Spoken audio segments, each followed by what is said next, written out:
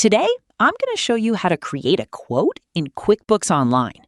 First, sign into QuickBooks Online and open the correct company file. From the dashboard, click New or Create. Then select Estimate. This opens the estimate form. At the top, choose the customer you are sending the quote to. Next, check the estimate date. You can leave it as today's date or change it to match the date of your proposal. Now add the products or services you are quoting. Choose each item from your product and service list.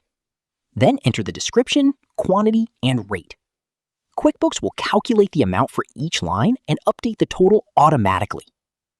If needed, add extra details in the message or notes section. You can include things like project terms, timelines, or anything else the customer should know. You can also attach supporting files, such as images, PDFs, or project documents. Before saving, review the customer name, estimate date, line items, quantities, rates, and total. Once everything looks correct, click Save and Send if you want to email the quote to the customer. You can review the email message before sending it. Or click Save and Close if you want to save the estimate and send it later. Once the customer approves the estimate, you can convert it into an invoice. And that's how to create a quote in QuickBooks Online in 2026.